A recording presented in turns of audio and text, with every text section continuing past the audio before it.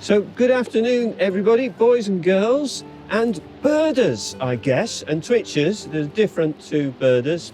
And I'm here with my new friend Nick Penny, who is a birder specialising in kingfishers. In fact, he's just written a very interesting book about kingfishers in this very stretch of water that we're in at the moment. I'm a musician and I've been an instrument maker in the past, and I think my primary attraction to the wildlife and so on in this area has been through my ears originally. Okay. And I've done a lot of kingfisher just gone There is a kingfisher. Oh wow! How spot on! They're all coming out to say hello to you. You know, it's oh wow! It's a case of noticing them. I mean, they're there. You know, it's just a case of noticing them. Because you just see that dash of blue, don't you? Absolutely. And very, very straight usually. Yes. Okay. And still going on down the river, down the bend. Okay. And very close to the water, often maybe a couple of feet off the water. I spotted a kingfisher on the first day of the year by Northbridge in Oundle, and decided to spend a year watching them, seeing what I could find out about them. Were you looking for a resolution, were you? I think it might have been partly that. I mean, I always think that's a bit boring, resolutions, but I do tend to sometimes spend years watching things and listening to things. And I thought a year of the kingfisher would be a really interesting thing to do. And I actually saw one the following day as well, which made me even more determined to carry this through. Do you know if it was the same one? I think actually it wasn't. It wasn't, because the first day it was a male and the second day it was a female. What's the difference? The only difference, they look identical, apart from the fact the females have a bit of orange along the bottom of their bill. Literally, that's the only difference. Right. And you'll only really see it if you've got a camera with a zoom or binoculars. Yes. I was watching through a zoom camera. So the first day it was a kingfisher, the second day it was a queenfisher. And is that what they call them? I don't know, but it sounds like they should, doesn't it? Yeah. Let's start it here and now. And I started it as a blog really, and nobody else was reading it, I was just putting it up. Yeah. Luckily, through a conversation I had with somebody walking by the river, I found out about an editor, a freelance editor who writes herself, who actually lives on the Greek island called Telos, a very long way away. And she said, well, it's a very long shot, but I think there's a chance this could be published. You mind me asking how old you are? I'm 69. You're 69, yeah, so would you say that is to be published for the first time for an adult book at 69, that's quite good going? I think it's an interesting thing to do. I'm a very curious sort of person. Yeah. As long as I'm finding out things that are new and I'm doing things that are new, that's fine. Yeah. Oh, there's Kingfisher call. Where's that coming from? Did you just let peep? Is that what it is? So describe to me what a kingfisher call is. It's a bit like a dog whistle. Actually, we could try this. I've got my book here. Okay. And one thing that's intriguing about this book and unusual. So just before we get there, so this is that houseboat that we're looking at. And that's appeared over the last few months, I think. Yeah. And it must have bought a stretch of land. I think so. And it looks kind of interesting, really. Nice place to live. Yeah. And I wondered how you'd get that, living very much off grid, and got to make sure I don't crash here. So it's on a like a raft. Which, like a raft with a shed on it, really. Yeah, a raft with a shed. Which is great. I mean, it's a lovely spot to be. You're not going to be bothered by many people. Yeah. Yeah. So one thing that's that's neat. One thing that's different about my book is the publisher, and because such a lot of the book is about sounds and things. Yes. The publisher had suggested that we have a QR code at the front, which I don't think has been done before. And if you go on the QR code, you can go to an online page of bird recordings that I've made, which tie in with the text. Is there a way that I can remember the call of the kingfisher? Well, I mean, you could buy the book and obviously listen at Yeah. leisure to the recordings. It's a very high t type of sound. Very, very, as I say, rather like a dog whistle. Very high sound. Okay. Okay. And it's not really a song as such. It's not a warbling sound. Yes. But it's once you've got it, you'll hear it. There's no doubt, Okay. because it's on a different level frequency from other chords. So it's very unique from that point of view. It's very unique, and also Okay. you're often hearing it when the bird is flying. So there's a slight Doppler shift to Okay, it. So it sort of falls away slightly. Yes. Yes. Oh, that's really interesting. It is. Yeah. It is. And what you get different versions of it. Birds will fly along their territory because they have about 2 miles of territory, so they spend a fair bit of time patrolling that. And they'll just do a single sort of teep sound every 40 yards or so on Yes. the river. Yeah. So that's one aspect of it. So, Yeah. But also when they're together, there's more quick fire sort of Okay. bursts of calling. When you say together, do you mean a pair? A or pair, a pair, Okay. yes. All right. So do they communicate to each other, or They do. They'll call to each other, particularly, I guess, if there's danger or other things that they have to do together. Okay. And is it's a different sound, the danger? there's more of a sort of tee-tee, and there's more of a cascade of sounds. Right. Yeah.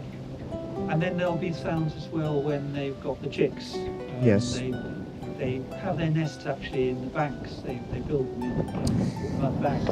Yeah, now this is something that I wanted to talk to you about Yeah. in more depth, actually, Yeah. because it's important from a boater's point of view that they don't go round bashing up kingfishers' nests. Yes, absolutely. So tell me what a kingfisher nest does look like. Okay, so all you'd see from the river itself, looking towards it, is a hole. I don't know what it would be, maybe 4 inches in diameter. Usually in a place where the bank has been scoured Okay. by Okay. flood. So it would usually be Like a mud cliff. bare Yeah. earth. Bare Right. earth. Okay. It tends to, during the season, it obviously tends to grow over a bit. But, Yes. and So it's not a typical nest. it's that not a you'd simple find nest. the It's a oh. 3 foot. Believe it or not, it's a 3 foot tunnel going into the bank. Right, a burrow like a rabbit. A burrow like a rabbit. Wow. They're very unusual for birds to do that. Yeah. Quite a lot of birds nest in holes and burrows that are already there. Yes. But for a bird to actually make a burrow of its own is quite unusual. And Right. They fly at the bank with, they're tiny birds. Yes. They just, and they scrabble once they get into they make the first hole, they scrabble the earth out backwards with their feet. Okay. One thing that's really interesting is that when they get the 3 foot into the bank, they make a bigger chamber for the nesting. Right. Okay. For the chicks to hatch. Okay. But until they've done that, they have to come out backwards. So if you're, Oh, so it's actually a tiny hole. it's just big enough for them to get in and out. Oh wow. So if you were watching with binoculars or a zoom lens, say you were video recording it, Yeah. you'd see the kingfisher come out backwards, a bit like a diver going off the back of the Oh boat. really? Okay. So they come out backwards and then they sort of they sort of correct themselves in Yeah. midair. and Oh fly off wow. again. But- Because they can't. I mean, you're saying they're about a foot from the river's surface, so that. Probably minimum a foot, between 1 and 3 feet above, Right. above the water, but there are quite a lot around about 18 inches or 2 inches Okay. above the level of the water, so they're in danger for flooding, but generally they start nesting sort of April, May, when the flooding is not so bad. Yes. But there is, of course, the danger from boaters. Yes. Um, Because you were saying that boaters through wash, or where they decide to moor. Now, Yes. the place that you've just described to me, Yes. which is a little bit of a muddy bank, Yeah. actually seems quite an attractive place to moor, because I can easily step off my boat at that point of view. Of course, yeah. I mean, there's a place down at Fotheringhay which is further, what, Yes. 4 or 5 miles. Yes, not. downstream Yep, here, yep, not that yep, far. yep. And boaters have told me that one told me that he'd moored there, and a kingfisher kept flying up with the fish and landing on his boat and looking very agitated. And he Right. realised, Right. and he moved his boat, and actually he had moored across the Kingfisher's nest. Right. Okay. And I would imagine that not everybody would notice that. So is that bad karma when you piss off a kingfisher? Well, I can't imagine it's good karma, can you really? Yeah. I mean, they're very powerful. And how would that manifest itself in life, you know? You're never going to win the lottery after you've pissed off. They are very powerful symbols in mythology and so on. They're associated with some myths going back to the beginning of the world. Yes. And, the blue is the sky, and the red is the sun. Yes. The orange of their feathers. But also, even worse karma, I would imagine, is swamping a kingfisher's nest with the chicks in it. Yes. And it wouldn't take much doing. No. I mean, narrowboats generally go pretty slowly. Yeah. But I flagged down a few boats, cruisers, that probably were trying out their engines or whatever. Yeah. Not got a great reception, I have to say.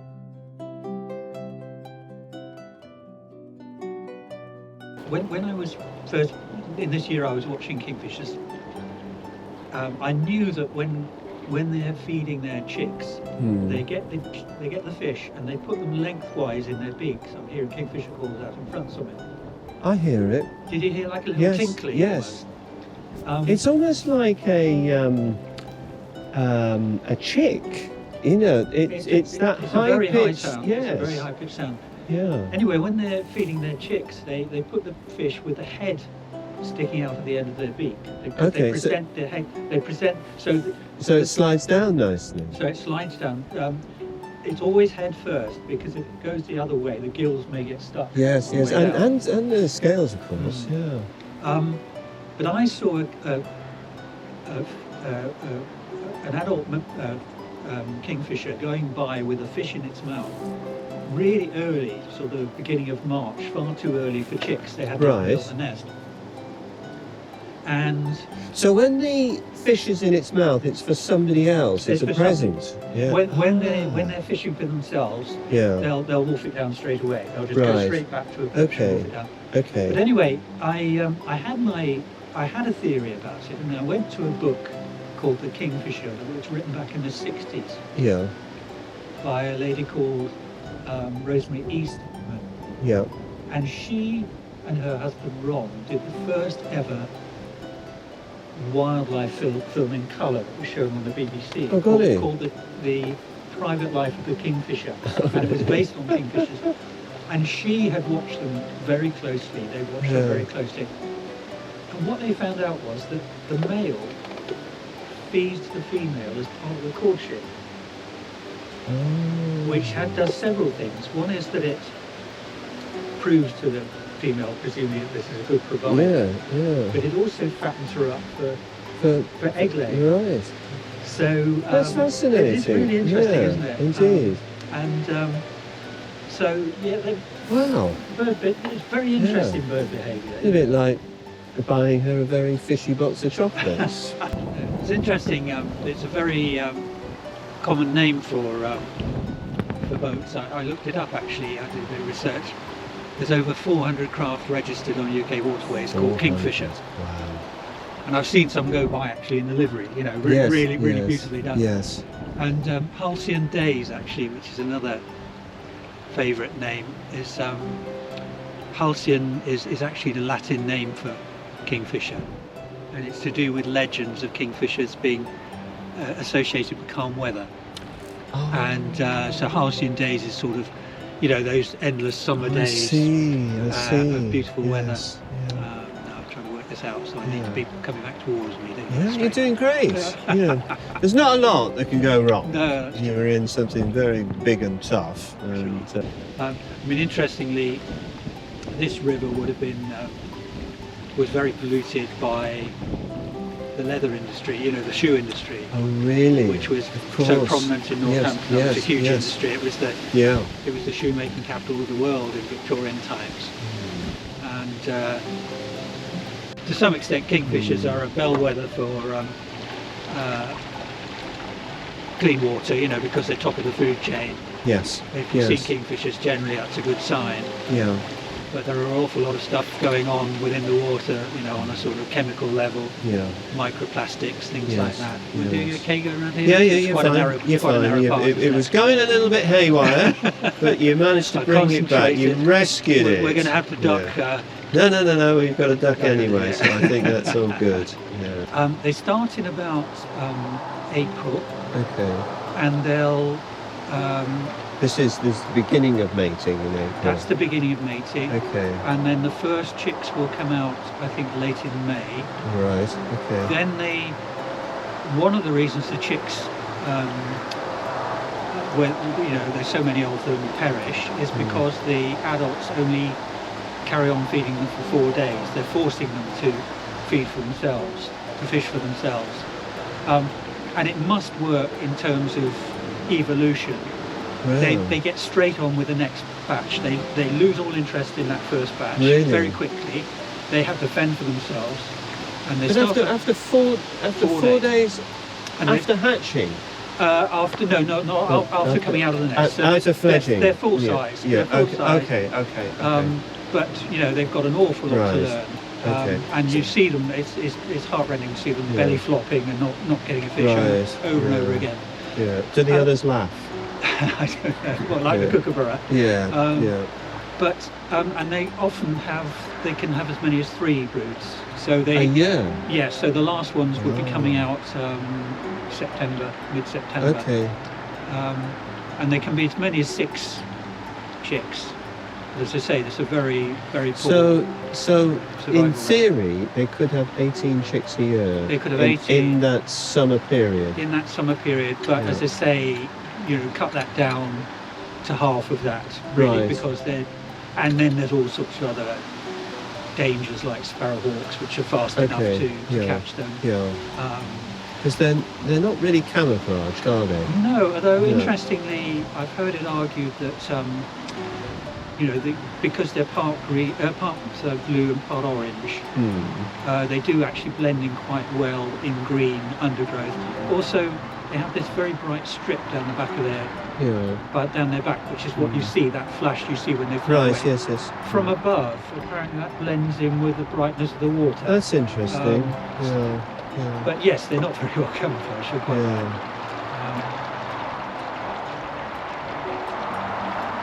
And the feathers are interesting. The orange feathers actually have a pigment in them. So if you ground up orange feathers in a pestle and water, they would actually show orange. But the blue feathers actually are only blue because they're refracting the light in a certain way. Oh, really? So more like transparent in a way. Yes, Okay. that's right. In fact, kingfishers, if they haven't got light on them, actually look really dark. You won't see the colours. Okay. And there's some very interesting... A silly question, Yeah. but do the feathers change colour as soon as they're dead? There's nothing in there. I don't think it's to do with No. that. I think it's if you take Just- it's purely just to do with the with light. light, yeah, Purely to do with the okay. light. And there's some very beautiful kingfisher jewellery made of in China that was for 2,000 years was made as sort of aristocratic status symbol. Yeah. They made bridal caps and hairpins for women, Yeah. where they made silver wire shapes, and then they filled them in with kingfisher feathers, but one strand at a time that glued in. Oh golly. There's some of that in museums in Oxford, actually. Okay. Edinburgh. Very beautiful, and you can imagine at the time, you know, now we're used to all sorts of visual tricks and Yes. things, but at the time, these things flashing against the Yeah, light in the court must have done absolutely yeah, beautiful. Yeah. But the feathers mostly came from Cambodia, and the trade was very lucrative, and you know, and it actually built a lot of the temples in Cambodia. But of course, eventually the kingfishers became very scarce. Yes. And that's been a sort of story, you know, through history where feathers have been used for decoration. Yes. You know, they've threatened birds. And in fact, So that's actually really quite interesting that the religion got in there Yeah. And the money that you made from the feathers of these birds paid for the temples. Yes. Yes. Wow. Yeah, it's interesting, isn't it? And I know a lot of the cathedrals were built by donations made from very rich people to skip purgatory. Of course, yes. You know, it's a little bribe to sort of help you on your way through purgatory. Sure. So was there a similar sort of thing? And what religion would it be? I guess some sort of Buddhism. Buddhism, I don't know. China? Yeah. Shit, I'm not sure. Yeah. I mean, there may have been religious. I mean, feathers have had religious connotations. Obviously, Native American Indians with headdresses and so on. Yeah.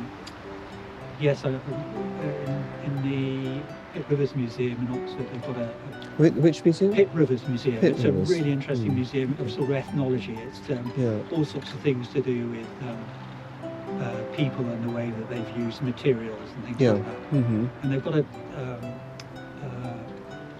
whole case full of feather decorations and musical instruments made out of feathers.